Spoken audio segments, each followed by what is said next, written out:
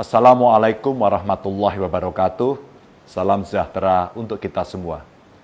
Bapak Ibu, sedulur-sedulurku kabeh, virus corona varian Delta telah menyerang Kabupaten Kudus. Sampai 14 Juni 2021, varian yang konon berasal dari India ini sudah terdeteksi menjangkiti 62 saudara kita yang ada di Kudus. Jelas kita patut waspada, sebab varian Delta inilah yang telah menimbulkan korban jiwa sangat besar di India. Kita tahu varian ini tingkat penularannya sangat cepat. 50% lebih menular daripada varian lainnya. Bahkan di India pernah menyebabkan penambahan kasus 400.000 lebih dalam satu hari. Rumah sakit lumpuh, krematorium kewalahan mengurus jenazah, orang-orang tergeletak meninggal di jalanan. Varian Delta ini bisa dideteksi dari beberapa gejala.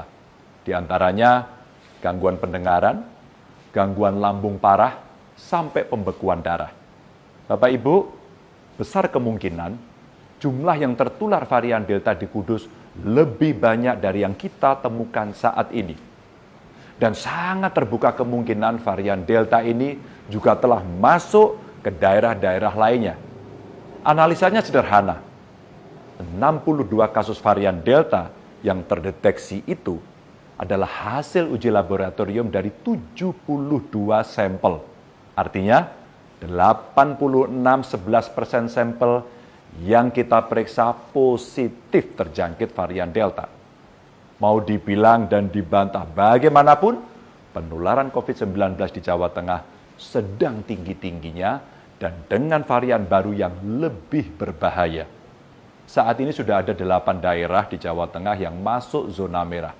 Kudus, Demak, Jeporo, Pati, Grobogan, Kabupaten Tegal, Brebes, dan Wonogiri. Pada 14 Juni 2021 kemarin, penambahan kasus COVID di Jawa Tengah mencapai 1.372 kasus satu hari. Dan total dalam satu minggu bertambah 3.331 orang. Tapi yang paling membuat saya grantes adalah jumlah warga yang meninggal mencapai 756 orang. Innalillahi wa inna ilaihi raji'un. Lalu bagaimana caranya untuk melawan virus varian Delta ini? Sebenarnya tidak sulit Bapak Ibu. Hanya perlu kesadaran panjenengan untuk selalu mematuhi protokol kesehatan. Sekali lagi, patuhi protokol kesehatan. Pakai terus maskermu. Jangan keluar rumah jika tidak penting. Jangan berkerumun. Kalau ada kerumunan, ingatkan mereka agar bubar. Dan sering-seringlah untuk mencuci tangan. Saya mohon kepada panjenengan tidak lengah. Karena virus varian Delta ini selalu mengintip ketika kita sedang lengah. Mungkin Bapak Ibu kemana-mana selalu memakai masker. Tapi kemudian membuka masker saat selfie, itulah celahnya. Sudah banyak contohnya. Kemarin, 13 guru di Sragen positif COVID hanya gara-gara tidak pakai masker saat selfie. Sikap menyepelekan itulah yang membuat kasus di Jawa Tengah terus-terusan naik. Saya meminta kepada seluruh warga Jawa Tengah mulai detik ini juga patuh dan taat pada protokol kesehatan. Kesadaran ini penting Bapak Ibu. Bukan hanya sadar untuk diri sendiri, tapi juga kesadaran untuk saling mengingatkan satu sama lain. Seluruh pemerintahan di setiap level juga saya minta agar selalu mengingatkan warganya untuk taat protokol kesehatan.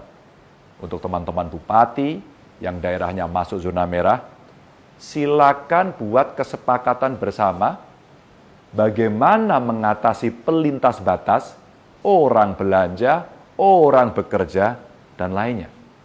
Termasuk aturan tempat-tempat pariwisata dan kegiatan keramaian lainnya.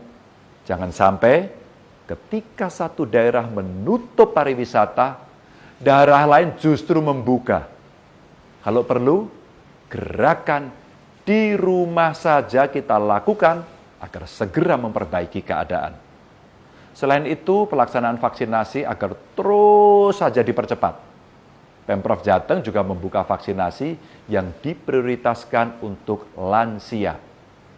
Silakan panjenengan datang ke Gedung Gradika Bakti Praja di Komplek Gubernuran setiap hari kerja.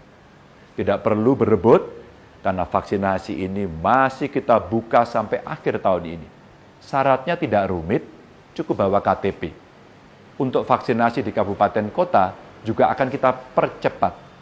Kemarin, Menteri Kesehatan telah menyetujui penambahan vaksin di Jawa Tengah. Semoga ikhtiar kita bersama segera membawa kita keluar dari pagebluk ini. Terima kasih. Wassalamualaikum warahmatullahi wabarakatuh.